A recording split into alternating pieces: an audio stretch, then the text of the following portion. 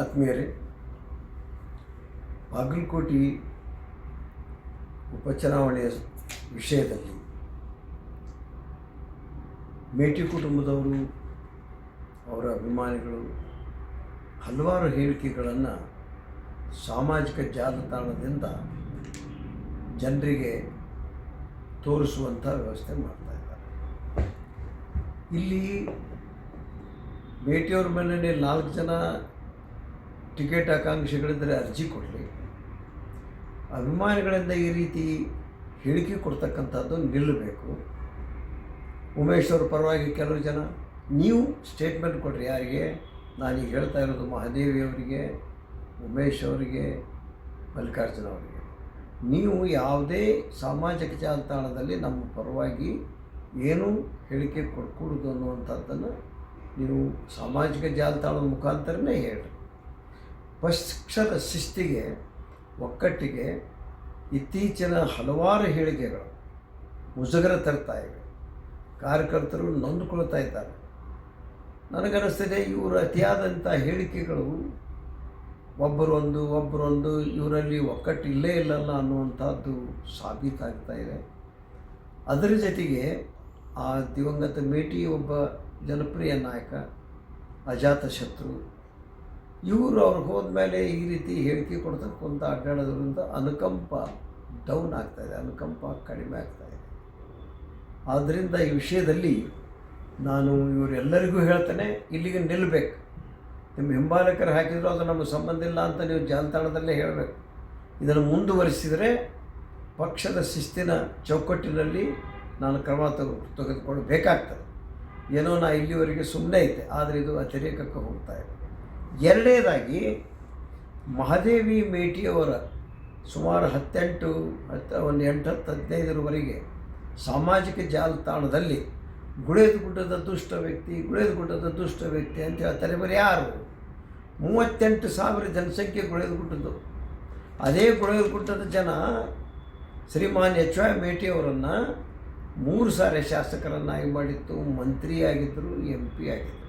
ಗುಳೇದಗುಡ್ಡ ಅಂತ ನೀವು ಬಳಕೆ ಮಾಡೋದು ಇಡೀ ಗುಳೇದಗುಡ್ಡಕ್ಕೆ ನೋವಾಗಿದೆ, ಅಪಮಾನ ಆಗಿದೆ.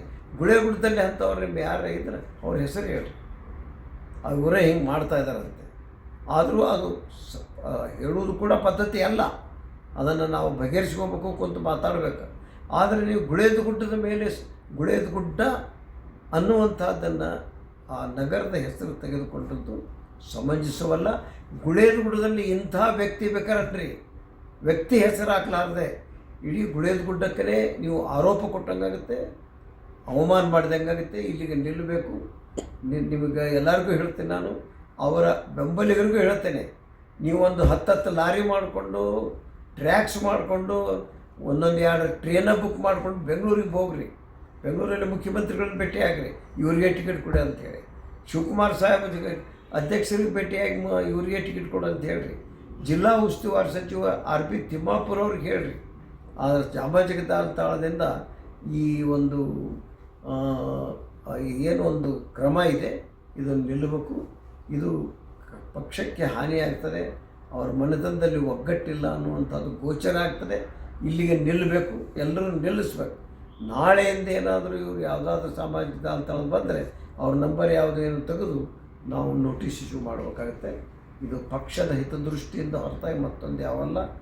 ನಾವು ಅನ್ಯೋನ್ಯವಾಗಿ ದಿವಂಗತ ಮೇಟಿಯವ್ರ ಜೊತೆಗೆ ಬಂದಂಥವನು, ಈ ಮಲ್ಲಿಕಾರ್ಜುನ ಇರಲಿ, ಭಾಯಕ್ಕಿರಲಿ, ಉಮೇಶ್ ಇರಲಿ ಮತ್ತು ಮಹಾದೇವಿ ಇರಲಿ, ಈ 4 ಜನ ಮೇಟಿಯವರ ಮಕ್ಕಳನ್ನು ನಾನು ನಮ್ಮ ಅಣ್ಣನ ಮಕ್ಕಳು ಎನ್ನುವಂಥ ಭಾವನೆಯಿಂದ ನೋಡ್ತಾ ಇದ್ದೆ. 2-3 ಸರಿ ಕರೆಯೋದಕ್ಕೂ ಕಳಿಸಿದ್ದೇನೆ, ವರಿಷ್ಠರ ಭೇಟಿಗೆ ಏನೂ ಇಲ್ಲ. ಆದ್ದರಿಂದ 4ರಲ್ಲಿ ಯಾರಿಗೆ ಕೊಡಬೇಕು? ನಾನು ಸ್ಪಷ್ಟವಾದ ನಿಲುವು ಹೇಳಿಬಿಟ್ಟಿದ್ದೇನೆ. ಮೇಟಿಯವರು ಚುನಾಯಿತರಾಗಿದ್ದರು, ತೀರಿ ಹೋದರು. ಅವರು 23ರ ಚುನಾವಣೆಯಲ್ಲಿ ಸೋತಿದ್ದರೆ ನಾನು ಆಕಾಂಕ್ಷಿ ಆಗ್ತಿದ್ದೆ, ಇನ್ನೊಬ್ಬರು ಆಗ್ಬೋದಾಗಿತ್ತು, ಇನ್ನೊಬ್ಬರು ಆಗಬೇಕಾಗಿತ್ತು, ಯಾರಿಗೂ ಕಟ್ಟಳೆ ಇಲ್ಲ.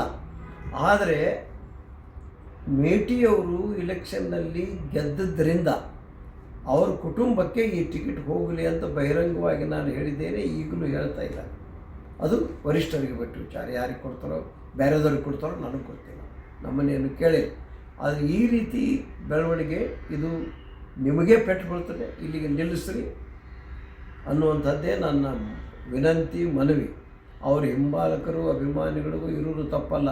ಈ ಬಹಿರಂಗ ಹೇಳಿಕೆಯನ್ನು ಅವರ ಅಭಿಮಾನಿಗಳು ನಿಲ್ಲಿಸಬೇಕು, ಅವ್ರ ಬಂಧುಗಳು ನಿಲ್ಲಿಸಬೇಕು ಅಂಥೇಳಿ ನಾನು ಸ್ಪಷ್ಟವಾಗಿ ಈ 4 ಜನರಿಗೆ ಹೇಳೋದಲ್ಲದೆ ಅವರ ಅಭಿಮಾನಿಗಳಿಗೂ ಹೇಳ್ತಾ ಇದ್ದೇನೆ. ಸಾಮಾಜಿಕ ಜಾಲತಾಣದಲ್ಲಿ ಇಲ್ಲಿಗೆ ನಿಲ್ಲಿಸ್ರಿ, ನಿಮ್ಮದು ಟಿಕೆಟ್ ಬೇಕಾಗಿದ್ದರೆ ಬೆಂಗಳೂರಿಗೆ ಹೋಗ್ರಿ, ಕೇಳಿರಿ, ಬರ್ರಿ. ಆವಾಗ ನನಗೆ ಯಾವಾಗ ಏನು ಕೇಳ್ತಾರೆ ಅನ್ನೋದನ್ನು ನಾನು ಅವಾಗ ಕೊಡುವಾಗ ನಾನು ಸಾರ್ವಜನಿಕ ಹಿತದೃಷ್ಟಿಯಿಂದ, ಪಕ್ಷದ ಕಾರ್ಯಕರ್ತರ ಹಿತದೃಷ್ಟಿಯಿಂದ ಏನು ಕೊಡಬೇಕು ಕೊಡ್ತೇನೆ. ಈ ಬಹಿರಂಗವಾದಂಥ ಈ ಚಟುವಟಿಕೆ ನಿಲ್ಲಬೇಕು.